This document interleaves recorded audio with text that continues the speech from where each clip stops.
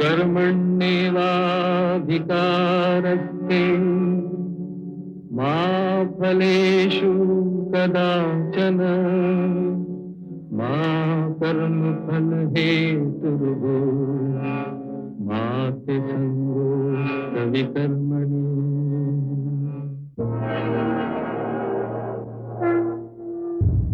मैं मां हूं, धरती मां।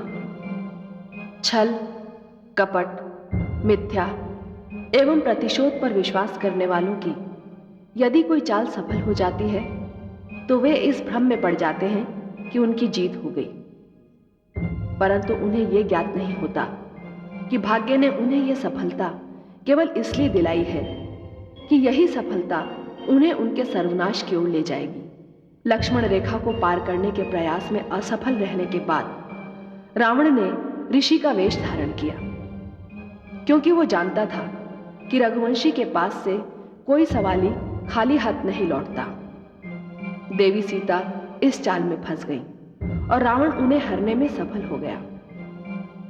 मैं जानती हूं कि श्री राम और लक्ष्मण इस घटना पर अवाक रह जाएंगे, पर मैं ये भी जानती हूं कि यह भाग्य ही है जो रावण को श्री राम से टकराने को उकसा रहा है।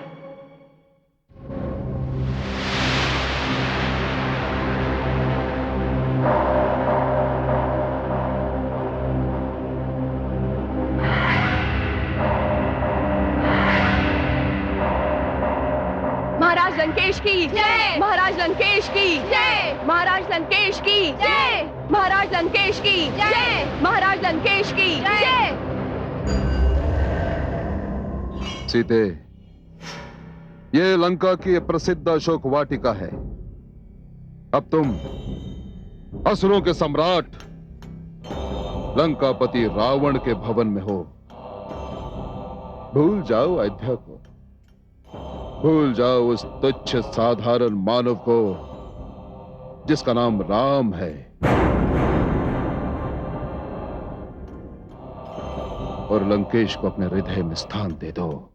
अधम, दुष्ट, पापी, दुष्ट, तू तो मेरी दृष्टि से उतर चुका है। मुझे अपने हृदय में बसाने की बात करता है। तू तो क्या, तेरा समस्त साम्राज्य, तेरी शक्ति, तेरी प्रवृत्ता सब मिलकर भी आर्यपुत्र के पग के नख की बराबरी नहीं कर सकते हैं।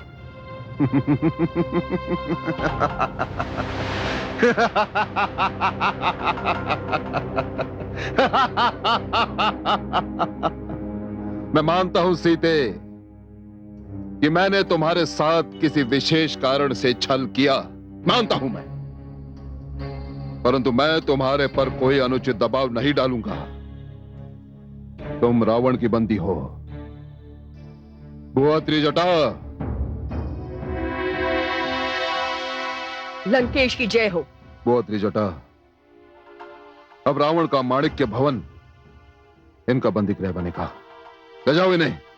लंकेश, यद्यपि एक असुर से निवेदन करना व्यर्थ है, फिर भी मेरे पति ने संकल्प लिया है कि 14 वर्ष तक वे किसी भवन में पग नहीं धरेंगे। उनकी अर्धांगिनी होने के नाते मेरा भी यही धर्म है। मैं किसी भवन में नहीं जाऊंगी। अर्धांगिनी? आपके पति का आधा अंग तो सदैव आधा रहेगा देवी, परंतु इस आधे अंग से रावण अपनी अपूर्णता पूर्ण करेगा। मेरे निर्णय के विरुद्ध यदि तुमने कोई भी निर्णय लिया तो मेरी मृत्यु का दोष तुम पर आएगा। मुझे आपका निर्णय स्वीकार है। मुझे तो बस उस दिन की प्रतीक्षा है जब तुम्हारा वो राम मेरे समक्ष आकर निवेदन करेगा, मेरे पैरों पर गिरकर गिड़गिड़ाएगा, तुम्हारे लिए भीख मांगेगा मुझसे, परंतु मैं उसे भीख नहीं दूंगा, मैं उसे दूंगा मृत्यु। मुझे तो केवल अपनी बहन शूर्पणखा को दिए हुए वचन को पूर्ण करना है। इसके लिए आपका जीवित रहना आवश्यक है। हुआ त्रिजटा, सीता को अशोक वाटिका में ही रखा जाए। जो आज्ञा लंकेश। और ध्यान रहे, मेरी अनुमति के बिना सीता से कोई नहीं मिल सकता। यह मेरा आदेश है। चलिए।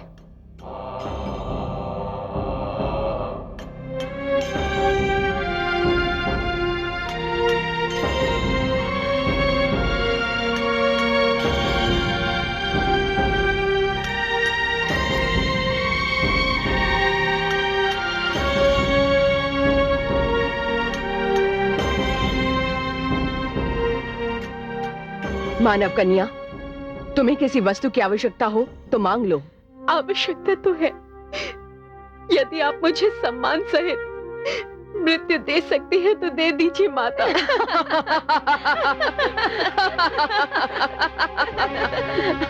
वाहरी मानवी, मृत्यु भी सम्मान के साथ। बंद करो हंसना और जाओ अपने अपने स्थानों पर पहरा दो। मानवी, तूने मुझे माता कहा है। मैं तुम्हें मृत्यु तो नहीं दे सकती, किंतु तुम्हारे आत्मसम्मान का ध्यान रखूंगी।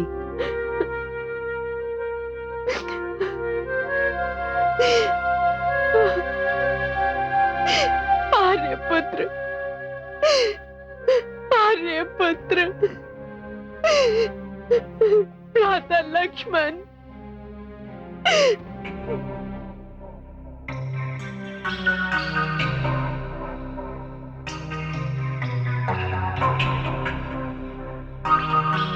राजकुमारी जी, राजकुमारी जी, किसकी आज्ञा से तू मेरे कक्ष में आई? बिना आज्ञा यदि मेरे कमरे में आई तो मैं तेरा वध कर दूंगी। राजकुमारी जी, आप पुरस्कार दीजिए। आपके लिए बहुत बड़ा शुभ समाचार है। लंकापति वापस लौट आए हैं और साथ में एक मानव कन्या सीता को पंचवटी से उठा लाए हैं। क्या तूने सचमुच पुरस्कार पाने का कार्य किया है? उस कमल नैनी की 2 आंखें लाकर मैं तुझे 2 रत्नों में भेंट कर दूंगी। मैं अभी आई।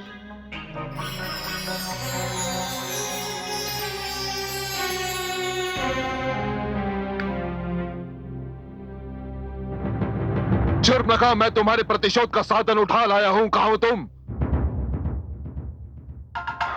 लंकेश की जय हो। शूर्पणखा कहां है? राजकुमारी जी अशोक वाटिका गई हैं। अशोक वाटिका? इसका अर्थ यह हुआ कि उसे सीता की आने की सूचना मिल गई। हे सूर्यदेव, आप लंकेश की बंदिनी जानकी की दशा देख रहे हैं ना?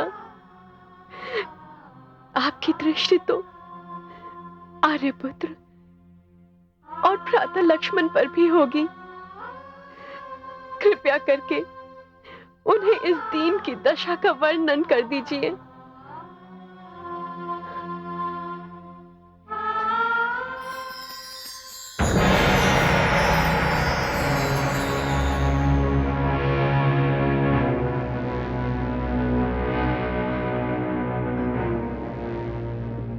भ्राता रावण तुझे यहाँ ले आए हैं। इस प्रकार मेरे अपमान का आधा प्रतिशोध उन्होंने ले लिया है और बचा आधा प्रतिशोध उसे मैं पूरा कर देती हूँ।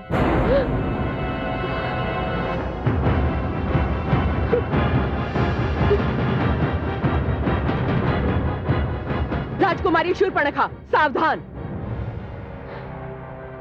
एक पग भी आगे बढ़ाया तो बहुत पछताओगी।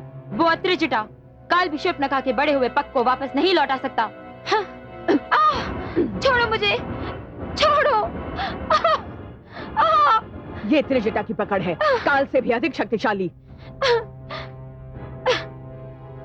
एक गंदी बुढ़िया, छोड़ दे मुझे। इसी के कारण मेरी दशा हुई है। मैं इसका वध करके ही रहूंगी। ये लंकेश का आदेश है, ये अब मेरी सुरक्षा में है।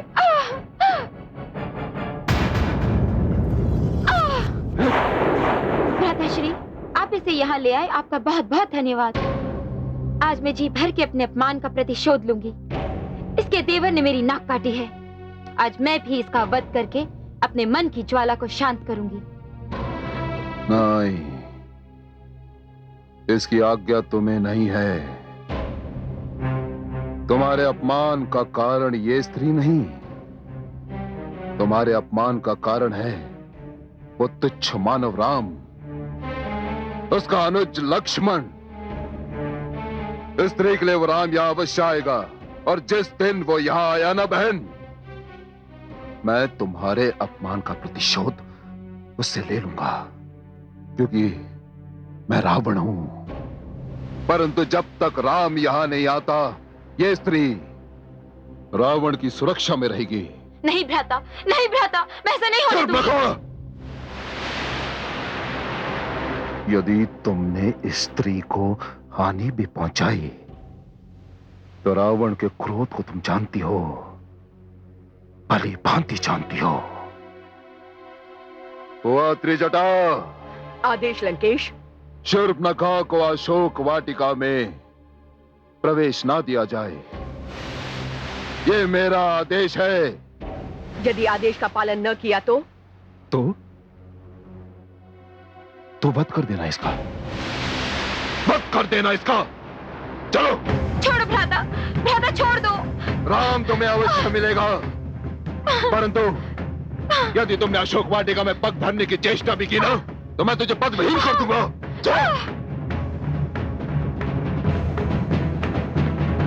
सीता मेरे और राम के बीच बाधा बनकर खड़ी है। जब तक मैं इस बाधा को हटा नहीं देती, राम मेरा नहीं हो मैं सकता। कुछ नहीं सुनना चाहता। छोड़ दीजिए भ्राताजी, सीता का वध किए बिना राम मेरा नहीं हो सकता। चुप रहो, चुप।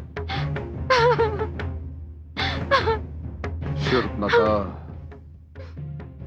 अब तुम अपने ही कक्ष में बंदी बनकर रहोगी, और यदि तुमने अशोक वाटिका की ओर आंख उठाकर भी देखा, तो मैं तुम्हारी आंखें निकाल लूंगा। और तुम भली भांति जानती हो कि जो मैं कहता हूं वही करता हूं, क्योंकि मैं रावण हूं, लंकापति रावण। प्रहरियों, आज्ञा महाराज। शूर्पणखा इस कक्ष से बाहर ना जाने पाए। यदि ये इस कक्ष से बाहर गई, तो मैं तुम्हें जीवित नहीं छोड़ूंगा।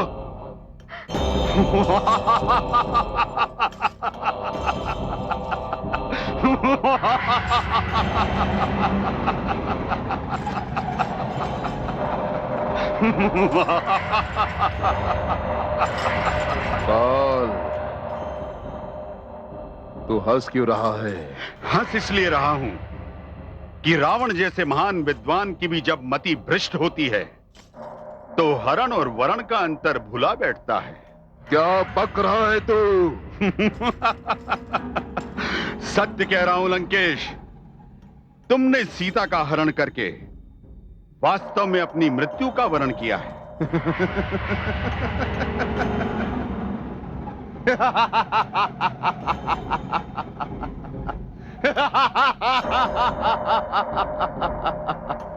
काल,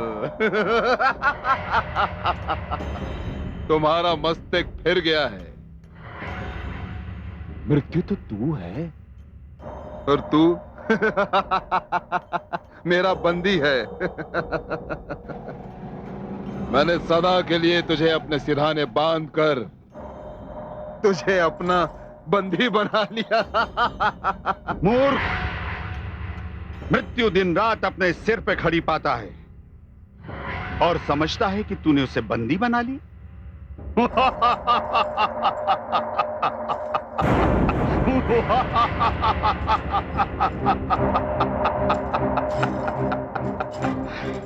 क्या कहा तूने? क्या कहा?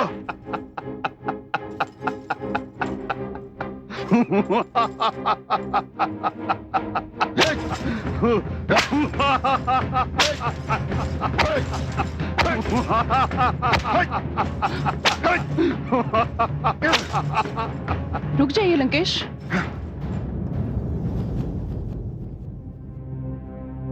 ये क्या कर रहे हैं आप? मैं इस दुष्ट को इसकी दुष्टता का दंड दे रहा हूं। ये मेरा महान रावण का परिहास उड़ाने का साहस कर रहा था महारानी। ये कह रहा था कि मैंने सीता का हरण करके अपने मृत्यु का वर्ण किया है।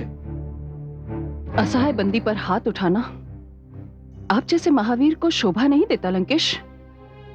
क्या ये सत्य नहीं कि आपने सीता का हरण करके अपनी महानता पर एक धब्बा लगा लिया है? महारानी, मुझे सदैव आप पर गर्व रहा। आपने विद्या प्राप्त करनी चाहिए, श्रेष्ठ विद्वान बन गए। आपने वीरता दिखानी चाहिए, संसार के बड़े से बड़े विद्वानों को आपने पराजित किया। मुझे विश्वास था सूर्य अपना ताप, पर्वत अपनी ऊंचाई, समुद्र अपनी विशालता छोड़ सकता है, किंतु मेरे लंकेश अपना तेज, अपनी प्रतिभा, अपनी गरिमा कभी नहीं छोड़ सकते। परंतु एक अबला का अपहरण? नहीं, यह आपने अच्छा नहीं किया लंकेश। महारानी, मैंने जो किया उचित किया। जिस राम ने मेरे तीनों अनुजों का वध किया, जिस राम के कारण मेरी प्रिय बहन शूर्पणखा की नाक कट गई, जिस राम ने लंकापति रावण को सोचने पर विवश कर दिया, उस राम को नीचा दिखाने के लिए मैं कुछ भी कर सकता हूं महारानी, कुछ भी, क्योंकि मैं रावण हूं, लंकापति रावण।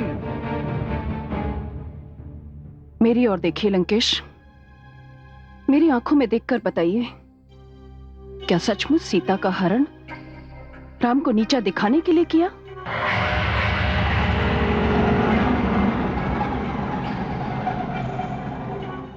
क्या आप राम को इसलिए पराजित करना चाहते हैं क्योंकि उन्होंने आपके अनुजों का वध किया, जिसकी वजह से शूर्पणखा अपनी नाक से वंचित हो गई?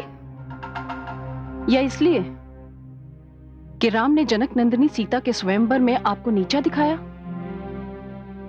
सत्य कहिए लंकेश, आप राम को पराजित करना चाहते हैं या सीता को जीतना? समझ गया, मैं सब कुछ समझ गया महारानी। ईर्ष्या अपना कार्य कर रही है, और ईर्ष्या स्त्री जाति का विशेष गुण होता है। यह आप नहीं बोल रही महारानी, यह आपके भीतर छिपा हुआ वो भय बोल रहा है कि कहीं सीता आपका स्थान न ले ले। परंतु महारानी, आप निश्चिंत रहिए, आपका स्थान सुरक्षित था और सदैव सुरक्षित रहेगा। मुझे अपना पद छिन जाने का कोई भय नहीं लंकेश। मुझे भय है तो केवल ब्रह्मा के वरदान का, उनकी भविष्यवाणी का कि कहीं। महारानी मंदोदरी, आप मुझे क्रोध दिला रही हैं। मुझे ब्रह्मा का वरदान तुच्छ लगता है। सच पूछिए तो मुझे स्वयं ब्रह्मा तुच्छ लगता है, क्योंकि मैं रावण हूं, रावण। मैंने सीता का हरण इसलिए किया कि राम उसके लिए यहां आए मेरे पास, और मेरे पैरों में गिरकर मुझसे अपनी पत्नी के लिए भीख मांगे, या फिर वो रावण से टक्कर ले। और यदि उसने मुझसे भीख मांगी महारानी, तो आप देख लेंगी कि आपका रावण कितना दयावान है। परंतु यदि उसने मुझसे टक्कर ली तो आपको यह ज्ञात हो जाएगा कि आपका रावण कितना बलशाली है। सुनिए लंकेश,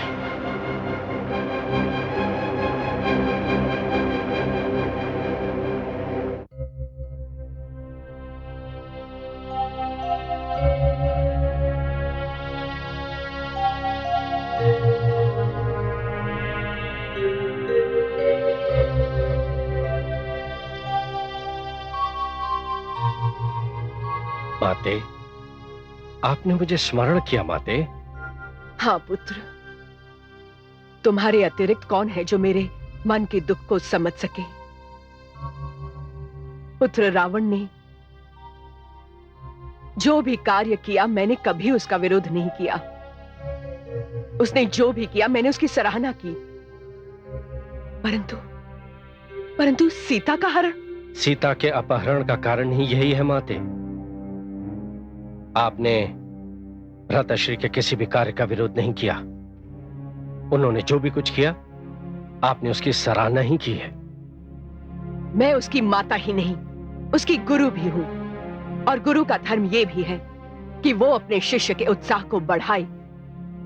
क्षमा चाहता हूं माते, परंतु गुरु का धर्म यह भी है कि वो अपने शिष्य को वो मार्ग दिखाए जो कल्याण की ओर जाता है, विनाश की ओर नहीं माते। जो सत्य का मार्ग है, शांति का मार्ग भी है। जो हुआ सो हुआ, परंतु क्या तुम उसे विनाश के मार्ग पर बढ़ने से रोक नहीं सकते? जब माता होकर आप उन्हें नहीं रोक सकती, तो मैं अनुज होकर उन्हें रोकने का साहस कैसे कर सकता हूं माताश्री। किंतु मैं आपकी इस बात से सहमत हूं माताश्री कि भ्राताश्री विनाश के मार्ग पर ही अग्रसर हैं। अपनी ही धुन में भ्राताश्री ब्रह्मा और उनके वरदान को तुच्छ समझने पर तुले हुए हैं, और ये उनकी भूल है। बस मुझे एक बात का दुख है माते,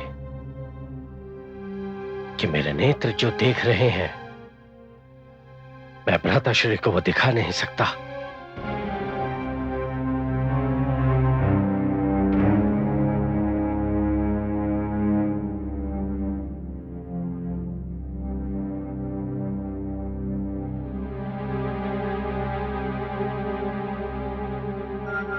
आज पहली बार मुझे ये आभास हो रहा है, ना मैं अच्छी माता बन सकी, ना ही अच्छी गुरु बन सकी।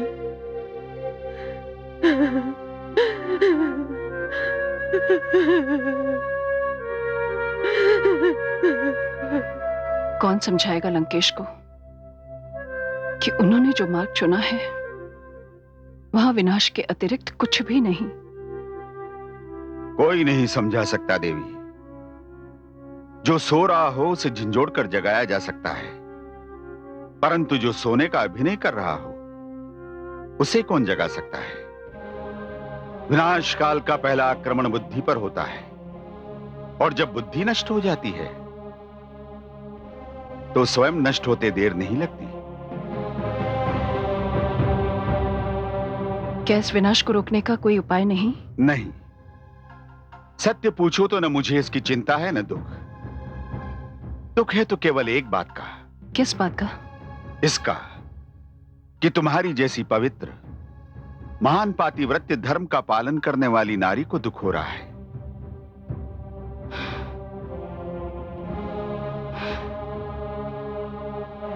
और मुझे तो किस बात का है कि मेरे पति ने सीता जैसी सती को दुख दिया।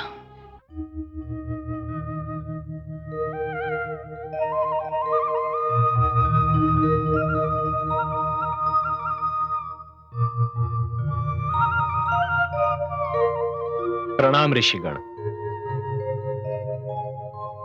आप इस सरोवर में जल लेने जा रहे हैं? जी ऋषिवर। इस जल को स्पर्श मत कीजिए। क्यों? नित्यदिन इसी स्थान पर आकर एक अछूत नारी यहाँ से जल लेकर जाया करती है। अछूत और नारी? ऋषिवर, आपके जीवन की समूची साधना व्यर्थ हो गई। क्यों? क्योंकि आपने एक नारी को अछूत कहा। एक नारी जो माता के रूप में आप और मुझ जैसे मानव को जन्म देती है, वो नारी जो एक बहन बनकर समूचे संसार को अनुराग बांटती है, वो नारी जो एक पत्नी बनकर अपने पति की सेवा करती है, ऐसी नारी को आपने अछूत कहा। ऋषिवर, तब तो नारी को अछूत कहने वालों को स्वयं अपनी ही माता, बहन और पत्नी को भी अछूत कहना चाहिए, क्योंकि वो सारी भी तो नारियां ही हैं। मेरा यह अर्थ नहीं था श्रीमान। तो फिर क्या अर्थ था आपका? मैंने आपको रूप से कुलीन समझा, इसीलिए आपको रोका। यहाँ से कुछ दूरी पर आदिवासी नारी की कुटिया है। वो नित्यदिन यहाँ आकर जल लेकर जाया करती है। मैंने सोचा कहीं आप अशुद्ध ना हो जाएं। अशुद्ध? ऋषिवर, जल तो अशुद्ध को शुद्ध बनाता है, स्वच्छता प्रदान करता है। जल अशुद्ध कैसे हो सकता है? मुझे आप सबकी बुद्धि पर दया आ रही है ऋषिवर, क्योंकि आप सब ये भी नहीं समझते कि अशुद्धता अशुद्ध कर्मों की देन है। और नारी, वो तो स्वयं जननी है, अशुद्ध कैसे हो सकती है? ऋषिवर, कृपया अपने शिष्यों को इस प्रकार की शिक्षा मत दीजिएगा। ऐसी शिक्षा से पीढ़ियों की विचारधारा भ्रष्ट हो जाएगी। कहां रहती हैं वो देवी? स्वयं मैं जाकर उनके दर्शन करना चाहता हूं। बस यहां से कुछ ही दूरी पर। चलो अनुज, आइए भ्राताश्री। उस देवी के दर्शन करके स्वयं धन्य हो जाएं। प्रणाम।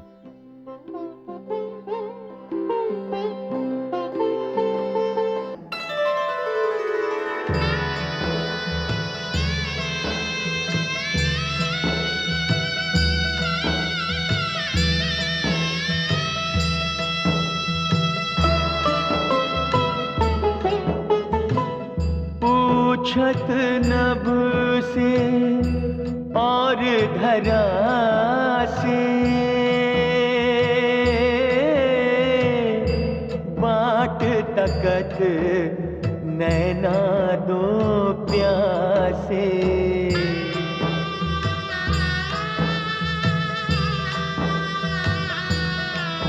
हो एक ही आशा साज सकारे, कब आए हैं प्रभु राम हमारे, कब आए हैं प्रभु राम हमारे।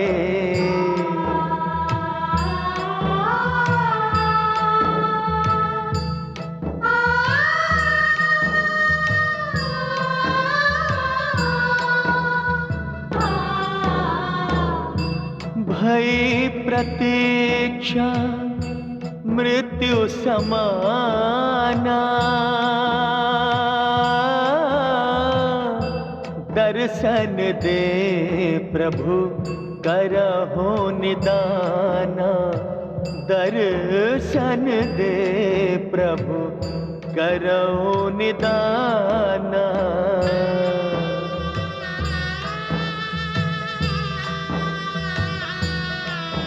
हो छट गए शबरी सब अंधियारे,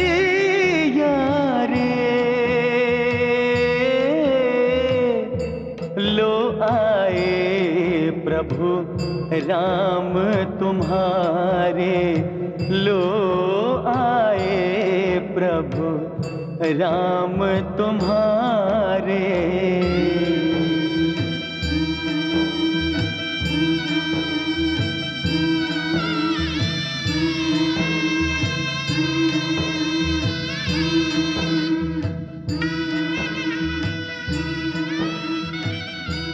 माता। राम, आ गए मेरे राम? हाँ माता, मैं ही हूं रघुवंशी राम।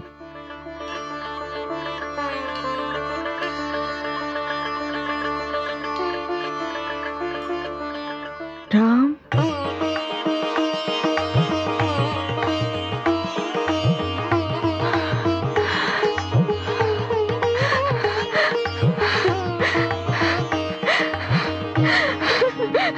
नहीं माता, इसकी आवश्यकता नहीं है। किंतु आपने ये कैसे जान लिया कि मैं ही राम हूं?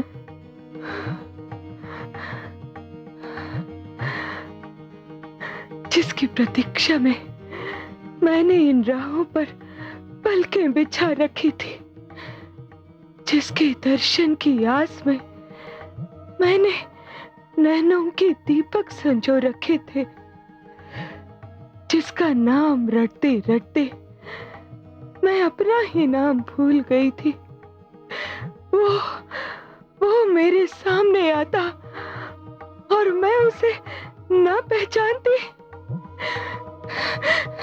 तब तो मेरा जीवन, मेरी साधना सब व्यर्थ जाती। मेरे राम। पर आप हैं कौन? आपने मुझे तो पहचान लिया माता, किंतु अपना परिचय नहीं कराया। मैं आप जैसी देवी का नाम जानना चाहता हूं। मेरा तो एकमात्र परिचय है, मैं अपने राम की दासी हूं। संसार मुझे व्यर्थी शबरी नाम से पुकारता है। मेरा जीवन राम का स्मरण, मेरी भाषा राम नाम का जाप, मेरा मन राम का मंदिर है। मैंने अपना जीवन राम की प्रतीक्षा में बिताया। सदैव ये नेत्र द्वार पर लगे रहते कि कब एकाहट होगी, ये द्वार खुले और मेरे राम मेरे नेत्रों के समक्ष हो। हर पल मैं यही विनती करती, हे यमराज, जब तक मुझे अपने राम के दर्शन न हो, इस जीवन का अंत न करना। और आज जब मैं निराश हो चुकी थी, आपने मेरे मन की पुकार सुन ली, मुझे धन्य कर दिया। मन करता है आपको यूं ही निहारती रहूं, निहारती रहूं, निहारती रहूं, निहारती रहूं, यूं ही निहारती रहूं और इस जीवन का अंत हो जाए।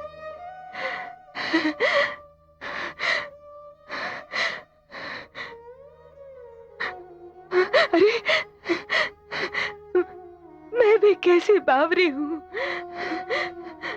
अपने राम को सामने देखकर ऐसी सुध बिसराई कि उनसे कुटिया में आने और विश्राम करने को कहना ही भूल गई। आइए श्री राम, आइए मेरी इस कुटिया में पधारिए और इस कुटिया को धन्य कर दीजिए। आइए। माता, ये मेरा अनुज है लक्ष्मण। प्रणाम माता। आइए, आइए, विराजिए, तनिक ठहरिए, मैं अभी आई।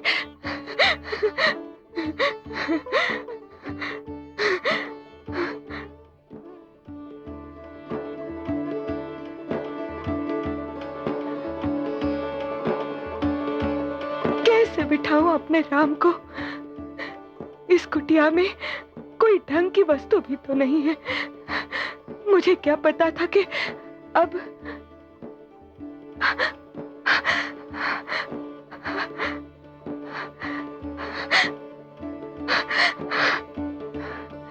कितना जीवन होता था इस कुटिया में।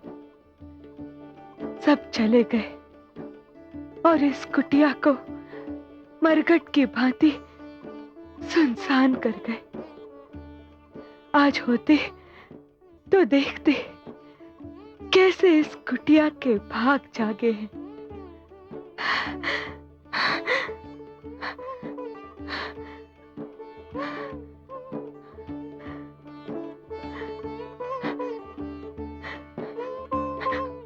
विराजिए, विराजिए।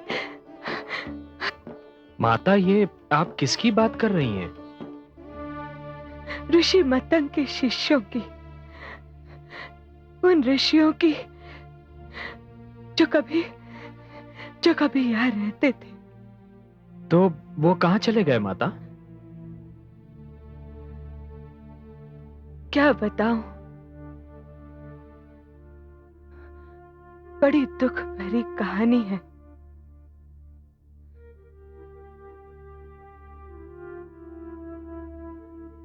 मैं एक आदिवासी हूं, वन में रहती हूं। मेरे माता पिता मेरा विवाह एक ऐसे पुरुष से करना चाहते थे जो मदिरा का रसिया था। मुझे तो मदिरा के नाम से भी घृणा है, और वो दिन रात मदिरा के मद में डूबा रहता था।